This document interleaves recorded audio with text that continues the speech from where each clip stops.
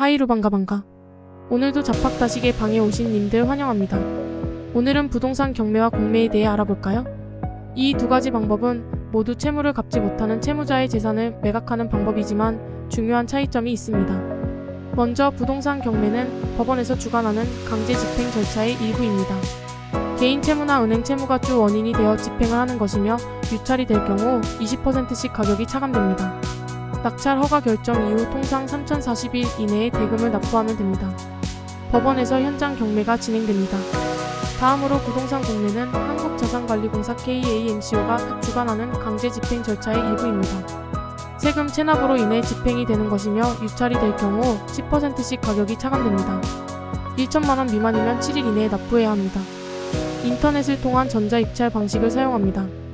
공매를 하는 이유는 세금을 장기적으로 고액 체납한 사람의 재산을 강제로 환가 처분해서 국고 수입을 올리기 위해 시행되고 있습니다. 최근에는 자산 유동화와 부실채권 정리를 위해서도 많이 활용되고 있으며 금융기관으로부터 담보부 채권을 양도받아 직접 처분하는 사례도 많습니다. 공매와 경매의 차이는 여러 가지가 있는데 개인이 공매를 하는 경우 헷갈리는 부분이 많아 반드시 차이점을 이해하고 해야 합니다. 각 분야별로 차이점은 다음과 같습니다. 진행 주체 경매는 법원에서 주관하며 공매는 한국자산관리공사 KAMCO가 주관합니다. 채무의 종류 경매는 개인 채무나 은행 채무가 주 원인이 되어 집행을 하는 것이며 공매는 세금 체납으로 인해 집행이 되는 것입니다. 차감 정도 유찰이 될 경우 경매는 20%씩 가격이 차감되지만 공매의 경우 10%씩 차감됩니다. 대금 납부 기한 경매의 경우 낙찰 허가 결정 이후 통상 30일에서 40일 이내에 납부하면 되지만 공매의 경우 1천만 원 미만이면 7일 이내에 납부해야 합니다. 입찰 방식 경매는 법원에서 현장 경매가 진행되며 공매는 인터넷을 통한 전자입찰 방식을 사용합니다. 입찰보증금 경매의 경우 입찰보증금은 최저가의 10%지만 공매는 응찰가의 10%입니다. 명도 공매와 경매의 가장 큰 차이가 바로 명도 부분입니다. 경매는 법적 권한이 없는 모든 점유자의 대인도 명령이 가능합니다. 반면에 공매의 경우 명도 소송을 통해야만 강제 집행을 할 수 있는데 이러한 부분이 경매보다 공매의 낙찰가가 떨어지는 이유입니다. 경매와 공매가 동시 진행될 때 선순위 소유권 이런 경우 선순위 소유권은 잔금을 빨리 내는 사람이 갖게 됩니다.